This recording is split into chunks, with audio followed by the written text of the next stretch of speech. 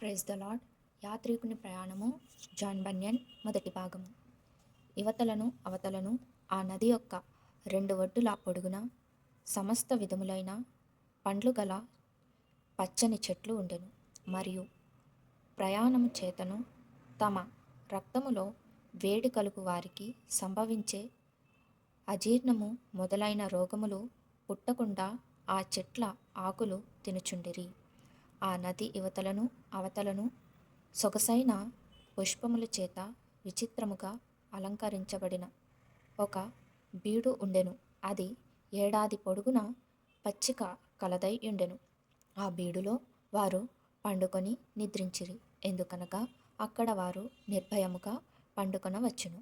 వారి ప్రయాణము ఇంకా కడతరలేదు గనుక వారు బయలుదేరి వెళ్ళవలెనని ఉన్నప్పుడు వారు మళ్ళీ భోజనము చేసి నీళ్లు త్రాగి తరలిపోయిరి. అప్పుడు నా స్వప్నమందు నేను చూచినది ఏమనగా, వారు దూరముగా ప్రయాణము చేయకమునుపు ఆ ఏరును మార్గమును కొంత మట్టుకు ఎడమైపోయెను. అందుకు వారు మిక్కిలి విచారపడిరి. అయినప్పటికీ వారు మార్గము విడిచి వెళ్ళకూడదు కదా. కీర్తనలు 65వ అధ్యాయము 9వ వచనము. ప్రకటన 22వ అధ్యాయము 1-2 వచనాలు. యెహెజ్కేలు 47వ అధ్యాయము 7-12 వచనములు. కీర్తనలు 23వ అధ్యాయము 2వ వచనము. యెషయా 14వ అధ్యాయము 30వ వచనము. అంతేకాకుండా నది యొద్ద నుండి వెళ్ళు మార్గము కరుకైనది. వారు దూర ప్రయాణము చేయుట వలన వారి పాదములు నొచ్చుచుండెను. కాబట్టి ఆ మార్గము వలన యాత్రికుల ప్రయాణము బహుగా సొమ్మసిల్లెను. గనుక వారు ఇంకా ప్రయాణము చేయుచుండగా వారు దానికంటే మరి సరళమైన త్రోవ కావలెనని కోరిరి.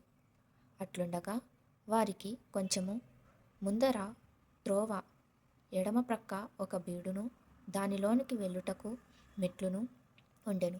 ఆ బీడు పేరు దొంగ త్రోవ బీడు. అప్పుడు క్రైస్తవుడు తన చెలికానిని చూచి, ఈ బీడు మన మార్గము పొడుగునా ఉంటే మనము ఈ త్రోవ విడిచి దానిలోనికి వెళ్ళుదుమని చెప్పి దానిని చూచుటకు మెట్ల యొద్దకు వెళ్ళెను.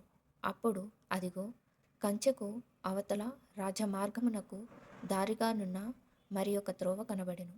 గనుక క్రైస్తవుడు, ఇదిగో మంచి నిరీక్షణ చితుడా, ఇది నేను కోరినట్లే ఉన్నది. ఇక్కడనే నెమ్మదిగా నడవవచ్చును. మనము దాటి ఆ బీడులోనికి వెళ్ళుదమనెను.